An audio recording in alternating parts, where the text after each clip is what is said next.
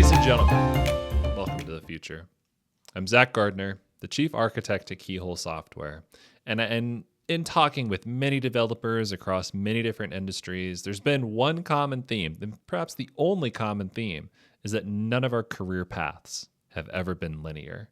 There's so many twists and turns that we have made, false starts, industries that we thought were going to go somewhere, technologies that we thought were going to be the next greatest thing.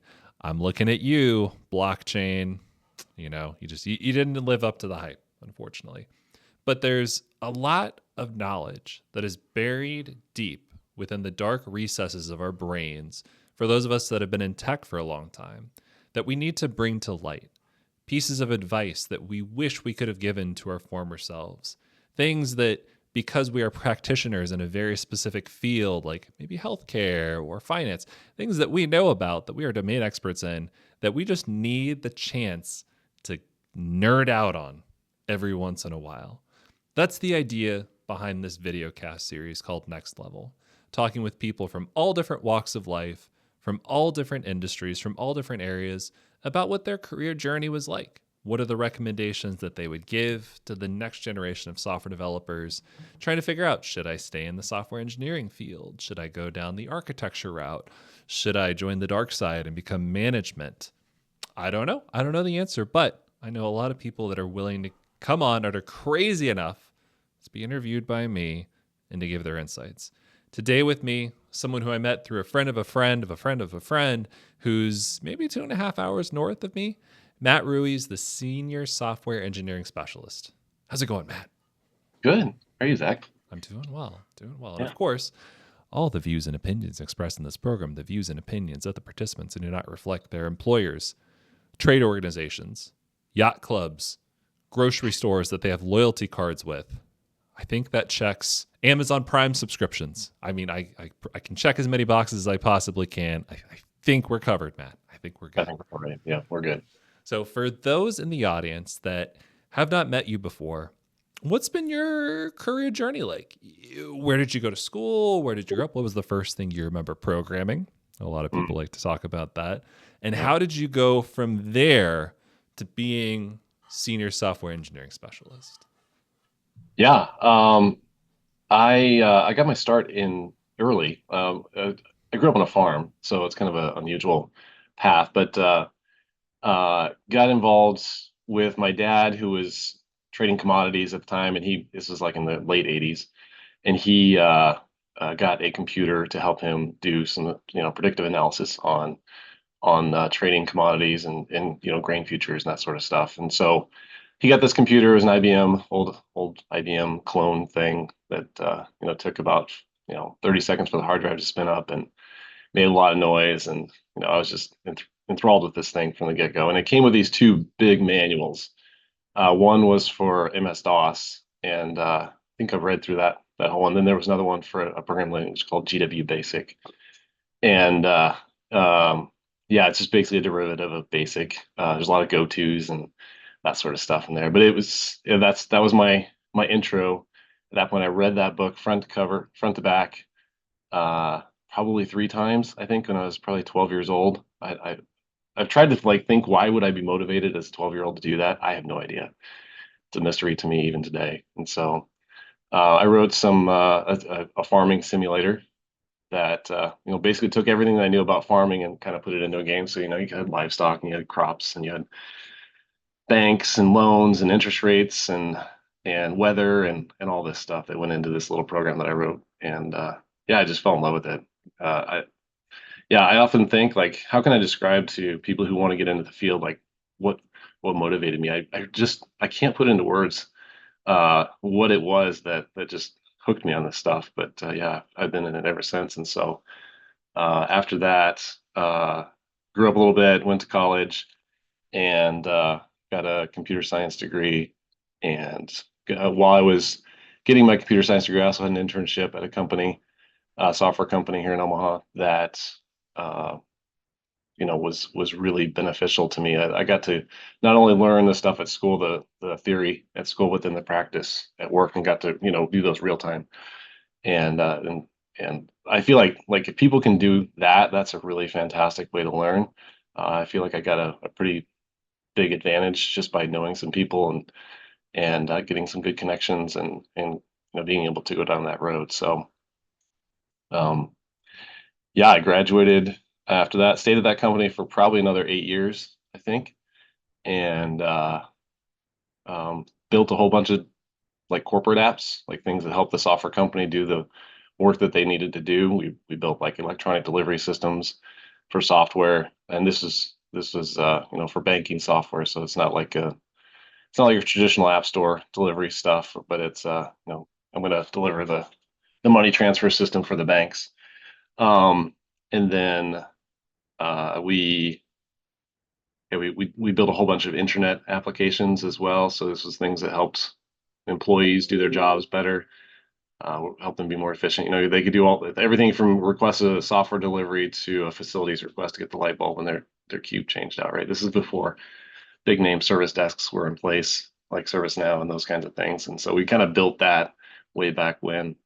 Um, and then yeah, so like I said, I did that for about 8 years, and then I moved on into consulting, which was probably the best decision I made in my career to do that.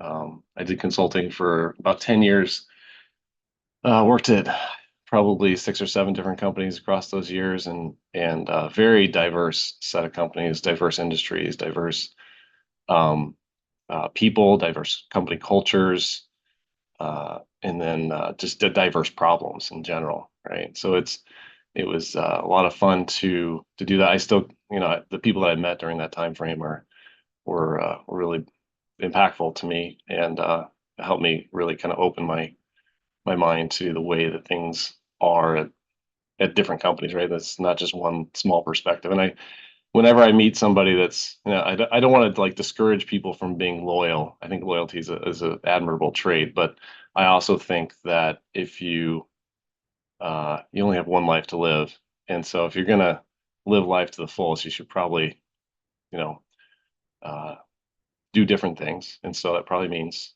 I think especially earlier in your career, it's probably okay to jump around a little bit and move. But yeah, you'll gain a lot of experience that way and do stuff. Just the people that I met, like that's one of the things I did while I was at was consulting was I joined our local .NET users group, and the leader of that group eventually turned over ownership and responsibility to me. And that has also been a tremendous way to meet people across the city and the region. I think that's how you and I got introduced to each other.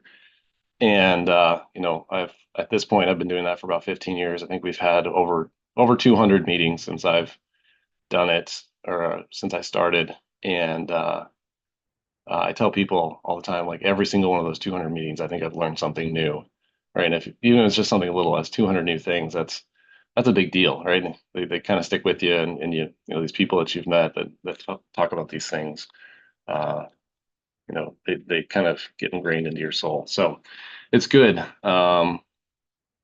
Yeah. So yeah, I worked across a bunch of different industries there. I think it was in agribusiness, finance, real estate, e-commerce, genetics, um, and yeah, probably some others that I'm not recollecting at the moment. But yeah, eventually decided after about 10 years of that, while I did enjoy it a lot, I do encourage people to do consulting. I would say that I got to the point where I was carrying people to about 75% of the goal, and then kind of turning it over to them, and then sometimes they would continue on to success, complete success, and continuing to grow, and sometimes it didn't work out so well, and it was sometimes pretty frustrating to see that, and so I got to the point where I wanted some ownership in something, and I figured the only way to really get true ownership was to work full time at a company and take that ownership, which is why I took the role that I have now at Kiewit, which is the software engineering strategist there. So yeah, and in that role at Kiewit, I'm responsible for basically working with all the software developers across the company to help them do their jobs better. And that involves things like setting down software patterns, software standards, um, and then building communities within the organization. So making sure the developers have a voice that they can communicate with each other and providing places for them to do that. Building libraries that they can share and use and make themselves more efficient. I do a lot of documentation around software processes that help them know what the right thing at Kiewit is to do. I often say to people that there are basically an infinite number of right ways to do something, uh, but you can't just do every right way there is. You have to choose one or two or three maybe, and then go with that because consistency is important as well. And so part of my job is to define the right way for Kiewit, um, and help them move down that path. And yeah, and a lot of times I also like just get on the phone with some of our software development leads and talk with them, understand their problems, and if they've got really challenging issues, they'll sometimes come to me, and I get to help with that too. So it's really the best of all the worlds, right? I still get to code, I still get to work with awesome people. I get to set strategy for the organization on the software side.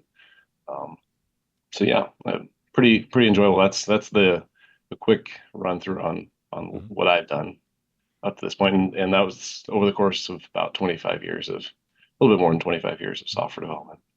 Yeah, I mean, I've never heard of anyone creating their own farming simulation. I mean, man, that's a new one even for me. That's pretty Yeah, cool though. And I don't know if you saw the DOS 4 source code just got open source too by Microsoft over the weekend. did not see that. I gotta go look at that. Yeah, I think the was had 3.2 been released, I I think, think but so. And this was yeah, it's in the same GitHub repo, and there's another folder for 4.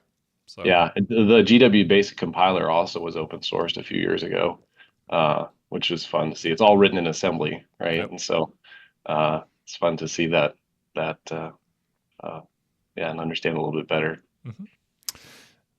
Yeah, I mean, I was going to mention, the user group. I think that's how we met. And then, going from a FTE to consulting, back to an FTE now.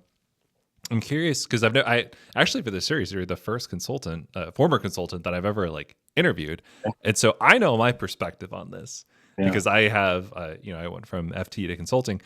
I'm curious what your perspective is in terms of like some of the unique challenges that consultants have. You mentioned one of them is definitely ownership. It is really tough, and it's something that I have to explain to everyone when I do an interview.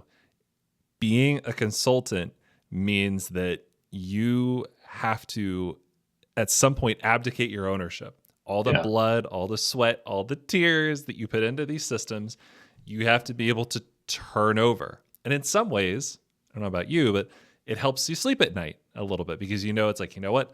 I left it all out on the field. I did my best. I set them up as much as I could for success. But it's also kind of painful because you've spent all that sort of sweat equity into something, but you don't get to be the one to see it through to fruition. I'm curious Yeah. if there's anything else that you share with people when you talk about kind of the difference between the two. Yeah. One of the things that I got advised on when I first started consulting was, and I don't know if this is 100% true. I've struggled with this idea over the years, but uh, if if a client, like, you can tell a client they're wrong once, and after that, like, you kind of just gotta go with the flow. And I mean, like, you can't be too hard on clients. So like it's sort of like the retail, like, consumer thing where the employee or the customer is always right, and that's simply not true. Something that I've learned, and the thing that I struggled with the most was balancing between the sales side of consulting, making sure or trying to get further entrenched into an organization, because let's be honest, that's what we're trying to do as consultants. And then also making sure that the client feels like they're gaining as much value from you during that time. And sometimes those things are contradictory, and I've always struggled with that balance of where, should I be better to the client, or should I be better to the consultancy? And I know as a consultant, like, if I were still a consultant, I would say, yeah, it's the client all the time. But in retrospect, there was a lot of pressure uh, to make sure that we're paying the bills at the end of the day, and covering our costs, one, and two, making some money for the organization. But yeah, that was probably the thing that I struggled with the most in consulting, was knowing where that balance was, especially as I got further into it, and up into the leadership ranks of the organization. Just became a challenge for me. Yeah, for me, I mean the consistency aspect of it that you mentioned too, because oftentimes you come into a code base that you have little to no say in how it was created. Hmm. As a full-time employee, you have a bit more hegemony. You have a bit more like sway where you can say like, no, I want to do this way. And because you're an FTE, it's like, okay, that's going to happen. As a consultant, kind of like what you were saying, you can have some degree of saying, well, that's not the right way of doing it, but you only get to use that token one time. It is non-redeemable. It's like Inspector Gadget, the little notes that he would receive, they would like disintegrate. You open it once. Or for those, oh God, what was that thing called? Was Snapchat the app where you send the picture and then it just Years. disintegrates? Yeah, I only know that because I've got teenagers, but yeah. Okay. Yeah. Mine are 9 and 6, but they feel like 19 and 16 at Yeah, times. yeah, And that so happens. you have to come into a code base and you might see something that's wrong, but it is oftentimes more effective to be consistently wrong than to Yes. try to do things like the right way, to where part of your Uh-huh. code base is really, really good, part of your code base is really bad. And like when the next developer comes on, it's difficult for them to understand, where do I do things the right way? Where do I do things the wrong way? It's almost a paradox of like, Yeah, sometimes it's better to be slightly less efficient so that you can go faster, because people then understand a lot of it's expectation yeah, management at the end of the day. yeah, yeah. That consistency thing is yeah. I have I say to people all the time, it's better to be consistently wrong than inconsistently right, right?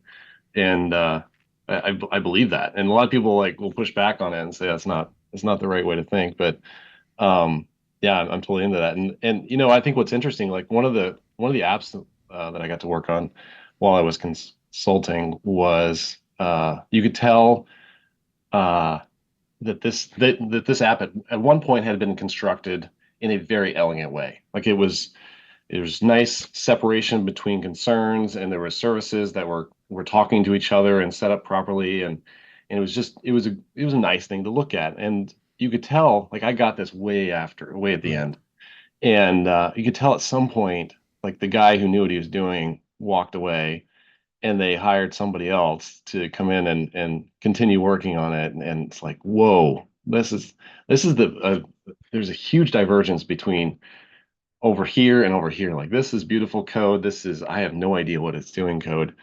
And it was interesting to me to see that and to understand, like, you could almost like tell the story. The code was telling a story of its history, and how things had come to be. And it was not a happy story. And I basically was pulled in and said, make this thing work. I don't know what's wrong with it. And so that was 5 months of my life, was just, basically bug fixing that thing and trying to unwind how it was all put together. But yeah, the consistency thing is I couldn't agree with you more than what you said. Well, it's good that either we're both consistently correct about this or both of us are wrong. Yeah, it's Yeah. kind of a meta Either way, I think we standpoint. win, right? Yeah, yeah, that's true. Yeah. Some of the other things that you kind of brought up is, it's good to have a diversity of experience. I mean, when I started my career, it was in education technology, but I also got the ability to do database migrations, and I got the ability to deploy code to production and to have to learn best practices about being diligent. I mean, to this day, there are lessons that I learned, sometimes the hard way. I dropped the users table 1 hour before we went live, that I've tried to carry with me in every single project that I do. And I've found that it actually transfers well to some other facets of life. Like, Mhm. my wife and I have started knitting, and just the diligence and the precision that it takes to get the stitch right, to make sure that you're not missing stitches, to make sure that you're doing the same amount of force on every single stitch. it kind of feels like programming in a way, very mundane programming, but still programming. I'm curious if there's any other, just kind of lessons learned, other things than consistency that you take with you. And this is one that we didn't talk about in the preliminary. I'm curious, kind of what bubbles up to the surface. The thing that comes to mind, I guess it kind of goes back to what we were talking about before, but I think the thing that I've probably learned the hard way has been to say no when appropriate. And I feel like at the end of the day, developers are really, really good at problem solving. And so what stakeholders and business owners don't understand is that they need to frame their problems correctly for developers and vice versa. Like as you progress in your career, and I think if you think about what you're doing, I think it's important for you as a developer to also understand the problem that you're trying to solve, like solve the right problem. So for example, a lot of business owners will come to a developer and say, I need this problem solved, and I need it solved by 2 weeks from now, right? And so then the developers like, well, the problem is, I got to do this thing for this business, but the really big thing that's going to impress this guy or gal is that I get it done on time. So it doesn't really matter how I build it because they're not going to judge me based on that. So I'm going to just build it in the way that is going to get me the best problem solving kudos, and I solved the deadline problem. And so I think on both sides, like business owners need to be careful about giving junior developers the wrong problem to solve. And as if you're a junior developer or intermediate or even senior, if you make sure that you're not solving the deadline problem, make sure you're thinking about the guy that comes after you that's going to have to pick it up.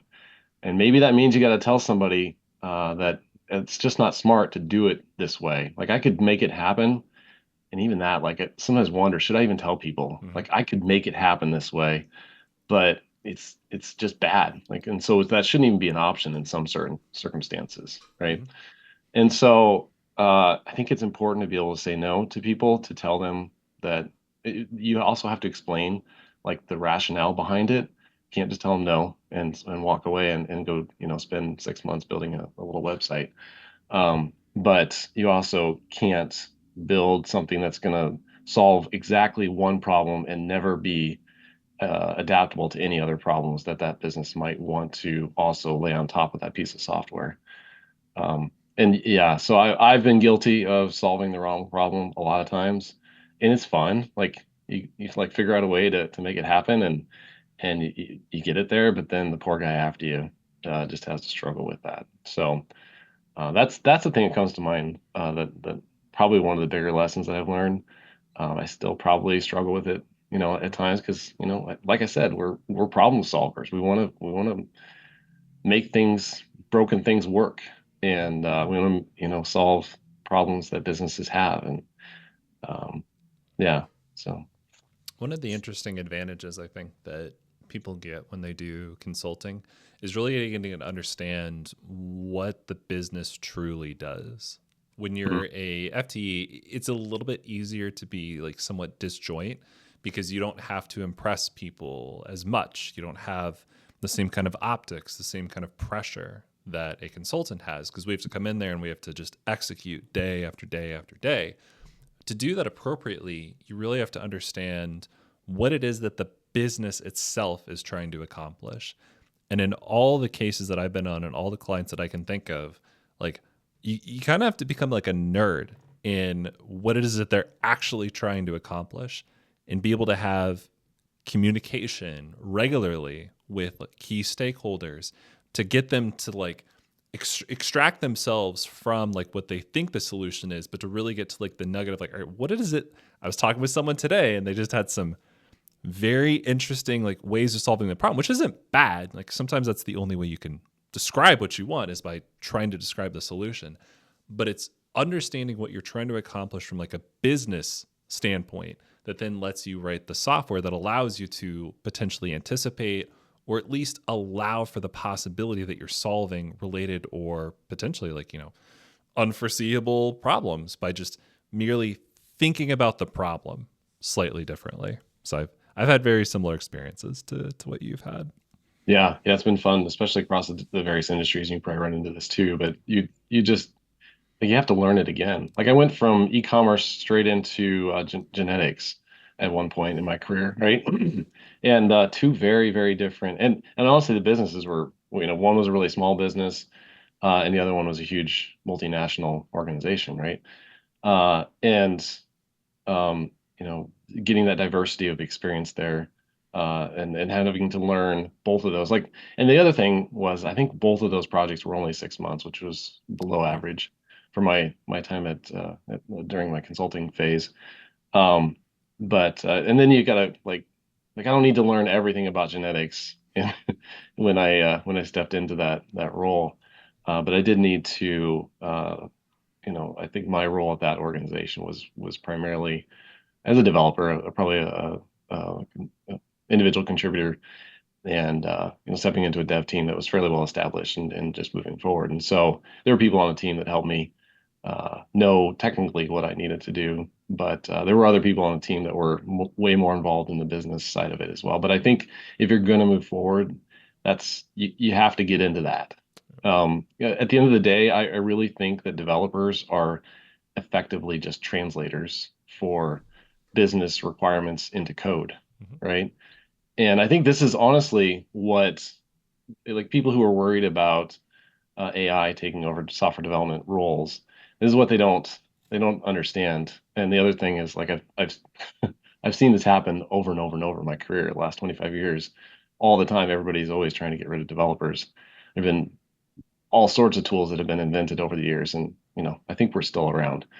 And maybe we do more interesting things today because of some of those tools. But anyway, I think what developers bring to the table is compassion for the people involved, empathy for the types of problems that they're trying to solve, and passion for actually solving that problem and getting engaged with the business stakeholders who actually understand what needs to be done, and then engaging with them and having a lot of back and forth and building camaraderie with those folks. So I think those are the things that keep developers safe. Like coding itself is maybe at risk, writing code, um, but uh, I don't think that's what developers should primarily focus on.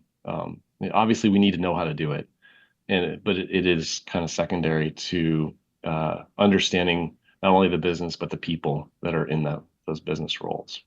Mhm. Great. That was a good way to wrap it up. I mean, development is more than about writing code. Just like mowing the lawn is honestly 60% picking up sticks, That's right. and Yeah. 40% Yeah. actually mowing. So it's Yep. all Yeah. about knowing how to mow. Yeah. You could that applies to a lot of different parts of life, I'm sure. So, You could probably come up with 100 analogies. yep. So, any final thoughts to the developers that are considering, maybe going dipping their toes in consulting, thinking about getting into different career paths? If you could go back in time and tell yourself, one or two pieces of advice outside of what we've already talked about, anything bubble up to the surface? Anything come to mind? I'm pretty content with the path that I've taken. It's definitely, my own path, and um I don't know that anybody should really base their path on anybody else's. Use it as a guide, but don't try to follow people directly. Like, yeah, I think reach out and meet people, like join your local user group, participate in it, get to know people, go into the meeting and actually talk to people. That's why it's there. Like there are people there that want to talk to you. I always, try to find the person that's quiet in the room and go introduce myself. But yeah, I think consulting, like I said earlier, consulting is definitely something everybody should do at some point in their career if you're passionate, especially about progressing. Consulting is definitely a way I can see myself going back to a consulting career at some point. Um, if if that bug gets me too bad. Right now, I'm very content with the work that I'm doing. I get a lot of enjoyment out of it. So um, yeah, and then things will fail and break, and you're gonna have problems, and you might even get upset about it. But really, there's always tomorrow, and there's always something new that you can use that experience to apply to. And And so don't let anything get under your skin. Just whenever you fail, just stand back up and keep going. I mean, it's what I tell my kids for life, right? So I think that same advice applies to programming just as much as every other aspect of life. Or as Taylor Swift says, shake it off. So That's right. Yep. all right, Matt, it's been real. Thank you very much for the time. I always appreciate it. Pleasure. From one user group organizer to another, it's a fun life that we live. Yeah, it is good. Yep. Good times. All Thanks, right, Zach. anytime, dude. I will catch you later. And ladies and gentlemen, we'll see you in the future.